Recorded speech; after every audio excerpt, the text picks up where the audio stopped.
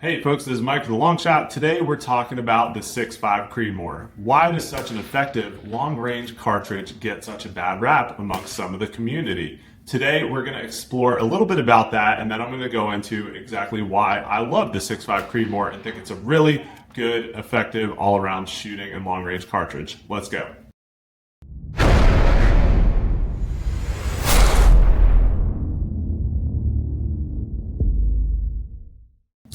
Before you get into it, please go ahead and subscribe to the channel. It's a no-cost way that you can help me continue to grow the channel. Hit that thumbs up button if you enjoy this content. Hit the little bell icon to make sure you select all. YouTube generally doesn't push out or notify you when I publish a new video because they know this is a 2A channel. Appreciate your support. Let's get into it. All right, so the 6.5 Creedmoor was developed by Hornady in 2007 based off the new 30 Thompson Center cartridge that was a slightly different take on the 308 cartridge. While the 30 TC never really took off, presumably because its lack of tangible improvements over the 308, the 6.5 Creedmoor has taken the long-range community by storm over the past 10 years. It did have a bit of a slow start, however, and some credit the release of the first Ruger precision rifle chambered in 6.5 Creedmoor back in 2015 as really helping the cartridge take off. The Ruger precision rifle, or RPR as most brand loyalists call it, was one of, if not the first, chassis-style production rifles chambered in this relatively new cartridge at the time. The Hornady ballisticians noted the design of the 30 TC being more favorable to the 6.5 Creedmoor development as its slightly shorter case length and 30-degree shoulder allowed for longer and slimmer, higher ballistic coefficient bullets, while still being able to fit in short-action magazine lengths. They also designed their first 6.5 Creedmoor rifle to have a 1 in 8 barrel twist, allowing it to shoot heavier bullets, giving better downrange performance on ballistics and flight path, as well as small and medium-sized game. The case capacity and bullet combo also lended itself well to the 4350 class of extruded powders, which perform accurately and are not very temperature sensitive. The inventors also noted the ballistic capabilities of the cartridge to stay supersonic out to 1,200 yards on average, since we all know that bullets start doing funny things and have increased dispersion once they pass their transonic range and head into subsonic territory. Today, the cartridge remains very versatile and in use in many hunting applications across the US. And most recently took the 2024 AG Cup win, with Francis Cologne using a custom rifle chambered in 6.5 Creedmoor to win the $20,000 top PRS Pro Prize in 2024. Go to any PRS match, and while you see a number of different calibers across a wide range of cartridges, like the various 6mm and now the new 25 calibers, you're sure to see a lot of people shooting 6.5 Creedmoor with the 140 to 147 grain class bullets. But what you won't see much of anymore is serious competitors shooting the 308. While some folks still do, the ballistics of the 6.5 Creedmoor far outshine the 308. For example, common bullet weights and velocities in 308 versus 6.5 Creed at 1,000 yards, the 308 generally has a drop closer to 400 inches, while the 6.5 Creedmoor is closer to or even under 300 inches of drop. This flatter trajectory is a huge advantage for long-range shooters, being more error tolerant if misranging your target, and generally carrying more energy and speed to the target as well, which increases its penetration capability and bullet performance. The 6.5 Creedmoor was in the running for the Army's new battle rifle cartridge, but ultimately lost out to the 277 Fury in the new XM7 or M7 design. This is a 6.8mm cartridge with an alloy case operating at higher speeds and pressures. Some US SOCOM units have adopted variants of the 6.5 Creedmoor, though I couldn't find many specific on which units exactly. I do know that some Navy and Marine Corps units have adopted the Knights Armament M110K1 SAS or semi-automatic sniper system, which is an AR-10 style platform that allows for longer range and more killing power capabilities than the standard M4 5.56 by 45mm cartridge. Okay, so all that history behind us, why do some folks still make fun of the 6.5 Creedmoor? Well, it's hard to know exactly, but I have a few theories that I'd like to share. First, there's always this, my grandpa's 30-06 is the only gun I will ever need mentality that a lot of old timers and classic shooters have. I believe they saw a new cartridge coming out and everyone's saying that it's the best cartridge ever, putting it in a fancy pink chassis rifle, platforms, and shooting steel out to distance, and this didn't really have the old timers convinced. Then you have the hunting scene. I believe we've seen a lot of folks get into long-range shooting with the 6.5 Creedmoor, and we're quickly able to be very proficient with this platform on the range, shooting out to or potentially beyond 1,000 yards. But believe me when I say, and most of you know this, that just because you can hit a 1 MOA steel plate at 1,000 yards and get the satisfaction of that delayed ring on that steel after seeing splash on target, doesn't mean you can take that hunting and kill an elk at 1,000 yards. Factors like lack of energy on target, speed of the bullet, limiting bullet terminal performance, And the fact that you really need to have a one-shot, one-kill mentality when hunting and not walk your way in on target after misreading the wind across difficult terrain means you could potentially be a good shooter at 1,000 yards on a range and also have absolutely no business shooting even half that far out in the field. I do believe in respecting wildlife and taking the most ethical shot possible, which, quintessential to that idea, is knowing the limitations of your rifle and your limitations as a shooter. Now, I'm not saying you shouldn't use a 6.5 Creed for hunting. I know a lot of people that have taken game with it. These are my suspicions on why the 6.5 Creed has gotten a bad rap. All right, now let's go do some shooting and see how we actually like it on the range.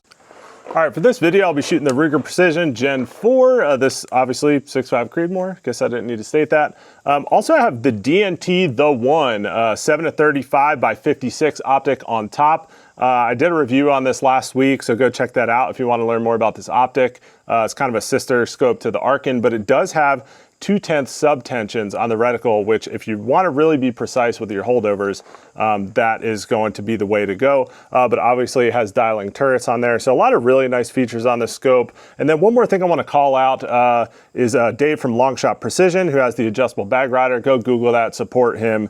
This bag rider is really awesome. If you need more elevation, you can spin that up and extend it. It's really nice, well built. He provided this for me to just help with my videos, and I really appreciate that. So if you want a bag rider like this, go check him out. You know, can't give the link here because of YouTube policies, but go check out the adjustable bag rider. I do appreciate him for supporting the channel through that. And again, nothing from this video is, you know, there's no 6.5 Creedmoor entity. This is not sponsored by Hornady or AAC or anything. This is all my own money into this ammo and in this video, just telling you about the 6.5 Creedmoor. Now, the first thing I love about the 6.5 Creedmoor is that it's really a relatively soft shooting cartridge. I can shoot a full match day. I can come out here, plink at the range, get my data profile dialed in, and it's really not beating me up too bad. It is a short action cartridge, and you know, you're kind of shooting like a mid class of bullets. It's in that 308 type profile case. So these rounds aren't super powerful. You're not going to see a lot of 6.5 Creedmoor at like ELR matches, but for a kind of mid-range bullet class cartridge, you really can push these out to distance and have an enjoyable time shooting it. Contrast that with like my elk hunting rig, which is a 300 Win Mag. I'm kind of wincing and, you know, zeroing that thing to get it ready for the hunt. It's not really an enjoyable time. Obviously, that's lightweight for backcountry hunting, but just to contrast with those longer or Magnum action cartridges, the 6.5 Creedmoor is pretty soft shooting, and you're still getting a relatively heavy bullet weight. I'm shooting 140 grain AACs. They're cheap. They're about $1 a bullet. And, you know, I can come out here and shoot all day as much as I want and not really get tired or not really get too beat up. That also helps improve your fundamentals a bit because I'm not flinching before I pull the trigger. I'm not jerking the trigger and closing my eyes like you can do after getting beat up from some heavier rifle cartridges.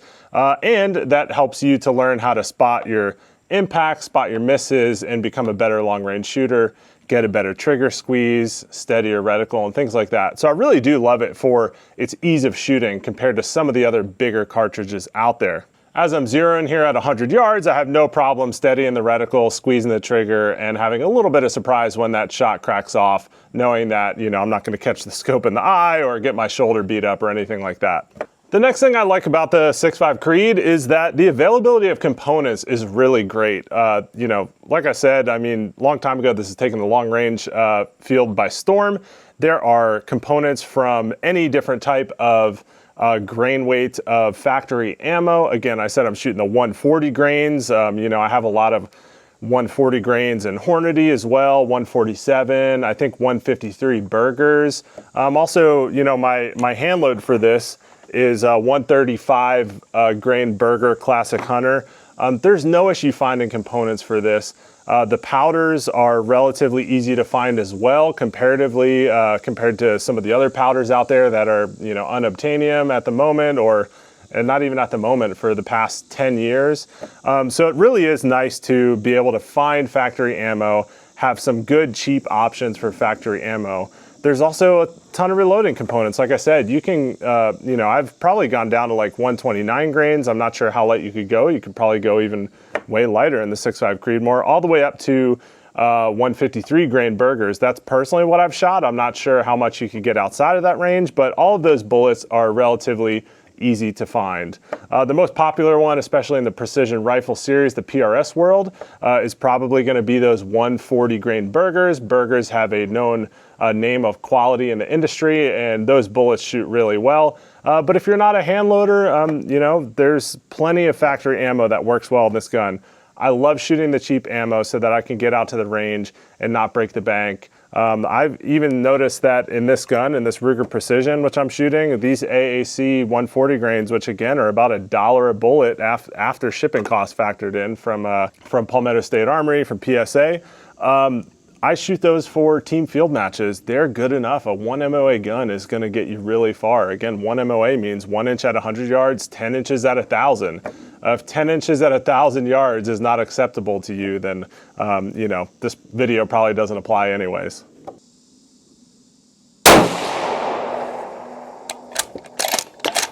All right, now that we got this gun zeroed at 100 yards, let me bring you to my third and final point on why I love the 6.5 Creedmoor, and that is 6.5 Creedmoor math. Now, when I first heard this, before I had my first 6.5 Creedmoor, I thought it sounded silly, you know, and I didn't know why anybody would want to use 6.5 Creedmoor math, but I think it's a really fun coincidence with the 6.5 Creedmoor, and let me explain what that is. What that means is there's an easy way to find out your elevation hold within a moderate range. So I find it, you know, depending on the bullet and the gun, maybe let's say 200 to 600 yards. You get the range of the target, you divide by 100, and then you subtract 2, and that will be your mil elevation hold. Now again, I wouldn't, you know, tell this to police snipers that are trying to get headshots or anything like that, but this can work in a pinch. I use this in Coleman's Creek team field match when we're running out of time and I didn't really have time to range, reference my dope. You know, maybe you know there's only 10 seconds left and you want to get a shot off. If the target's big enough, 6.5 Creedmoor math tends to work. So let's test that out and let me show you that in real time to see if that holds up. All right, so let's go ahead and walk our way out and see how far we can get with the 6.5 Creedmoor math. And the reason that I really do love it is twofold. One, like I said, in a pinch, it works. It's always good to have a hard data card as backup, but if something fails, if your calculator fails, you don't have a hard data card, you know, it tends to be close enough for man-sized steel targets. And two, for newer shooters, I really think that this is a fun way to help learn the different elevation holds at those mid-range levels. I always, you know, with calculator apps being more prevalent now, you can just, you know, borrow somebody's chronograph or even go off the box speed and build your own profile to know exactly what your hold should be. But the 6.5 Creedmoor math is really fun. Maybe it helps get newer shooters out there. Maybe you're in a pinch and you need a quick elevation hold and it should work. Again, I wouldn't recommend it for any, you know, taking any animals or anything like that, but here on a range where there's not much that can be lost, I think it'll work. So my first target is 295. So if we divide that by 100, we get 2.9. We subtract 0.95. That should be about 1 mil hold.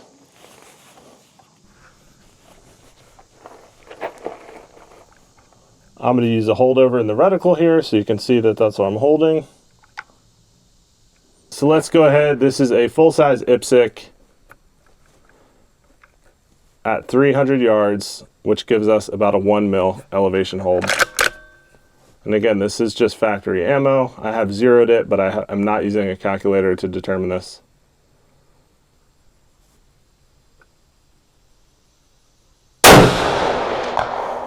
All right, nice center hit.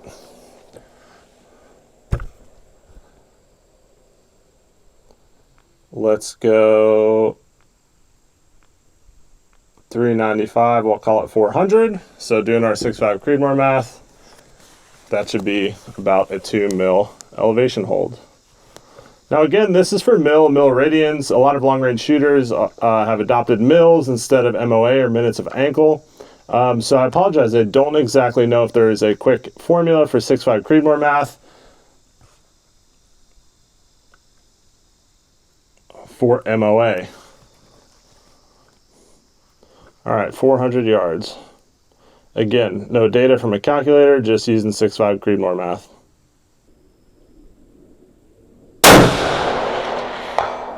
All right, as far as I could tell, that was a nice center hit.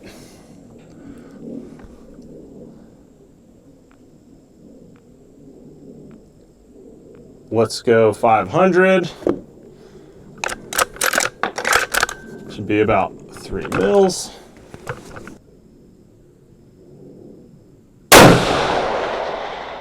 All right. Man, we're dialed in. Let's see if I can hit that smaller plate with our hasty 6.5 Creedmoor math.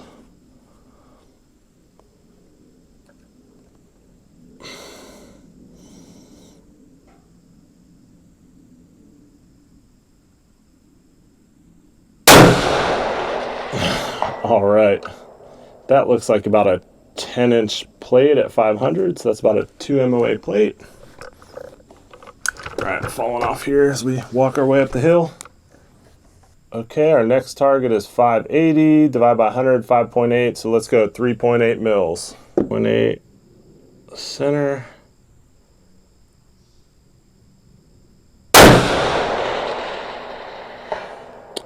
All right, looks like I hit low right. Let's send another one.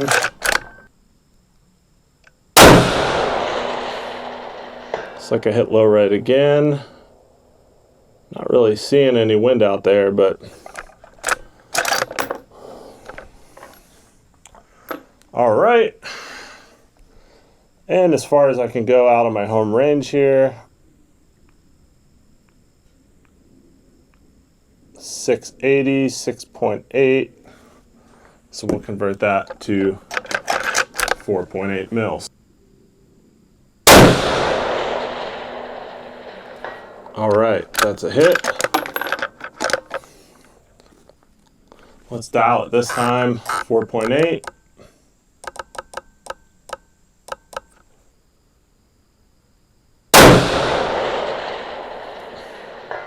All right, now I couldn't see the splash on that target, but I saw the plate wiggle to the right when I hit it, so I'm assuming I hit on the right side as well.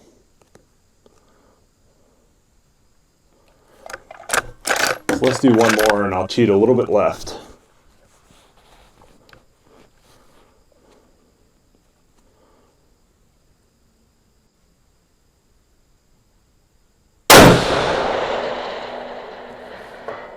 All right, good solid hit. Unfortunately, I could not see the exact splash on that target. I have to know if the 6.5 Creedmoor math is going to be able to get me on that small target. What is that? That is a tiny target. It's like 0.4 mils high. Let's see. I'm going to have to cheat right.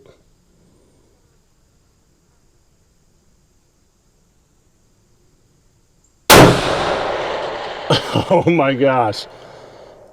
That is awesome. Nailed that small plate with 6.5 Creedmoor math. Share that to the haters. I don't know what else to tell them. But how awesome is that, guys? We were able to just do some quick 6.5 Creedmoor math. Again, I didn't reference the calculator. I don't recommend that that's your first option. I just think it's a cool thing that seems to line up with the grain weight of the bullet, the velocity for kind of your standard 6.5 Creedmoor load. Again, always know your backstop. Please reference a calculator. You know, even if you're just using the velocity on the box ammo, it's really easy to build a gun profile in like Applied Ballistics, I recommend. That's kind of like the main trusted ballistics app that everybody likes, but there's a ton of other good ones out there, you know, Hornady, Fordhoff. Default to that, but I just think that this is a really cool thing that we're able to get out to almost 700 yards with just doing that 6.5 Creedmoor math hack or speed drop, whatever you want to call it. I have used that before in competition. Again, I wouldn't recommend it. You probably won't get first place doing that, but this was highly effective for this setup right here with this ammo and this gun. So again, guys, I really don't know why so many people say they hate the 6.5 Creedmoor, call it the 6.5 man bun, whatever other names are out there. If you're a new shooter or you're a shooter that's been putting off getting a 6.5 Creedmoor, I highly recommend it. The availability of components, the ease of shooting, the effectiveness at long range with still a pretty heavy bullet is hard to beat. I really do enjoy it, and I'm kind of upset that I let the stigma of the 6.5 Creedmoor keep me away from getting it for so far into my long range journey. There's so many different factory rifle options out there that shoot well. This is a Ruger Precision Rifle Gen 4. It's their newest model. You know, I think it retails for around like $1,600, and a lot of people are even finding some older ones on the shelves for way less than that. You know, I'm seeing a lot of guys comment in my previous videos on the review for this RPR that they're getting them for $1,200, $1,300. It's pretty amazing that you can get a rig like this that has all the features you need, that shoots, you know, 1 MOA, an inch at 100 yards. You know, again, that would translate to like 7 inches at 700 yards. You can buy the cheapest factory ammo possible and go bang steel at long distances. I think that that shouldn't be overlooked. I'm always going to have multiple 6.5 Creedmoors in my home collection because of how easy it is. If I want to shoot a match, I can just buy factory ammo. As you know, if work gets busy during the week and I don't have time to reload, I know that I have a setup ready to go. Getting newer shooters into it, I think it's a really hard-hitting round for steel plates that you can get newer shooters, get them out to distance, and see that see their eyes light up as they get that first ring out to 700, 800, 1,000 yards with the 6.5 Creedmoor. And again, if you're letting your buddy borrow it, some of them will pay you for ammo and some won't. So it's always good to have cheap factory ammo options. But there's also the whole gamut of options for all those components. You know, there's more expensive production rifles that I know shoot a half MOA, like everybody's really loving the MPAs. The new Tikka T3X Ace targets have good reviews so far if you can get your hands on one. So there's a ton of options from budget, affordable, all the way up to the higher end. I really do like it, and I hope you enjoyed this video walking through a little bit of the history of the 6.5 Creedmoor, understanding some of the stigmas against it, and understand why I love it and why I think that you shouldn't stay away from one, or that you should pull it out and dust it off and take it to the range if you haven't for a while. So thanks for tuning in this time. Hopefully this video was informative, and we'll see you next time on The Long Shot. Take care.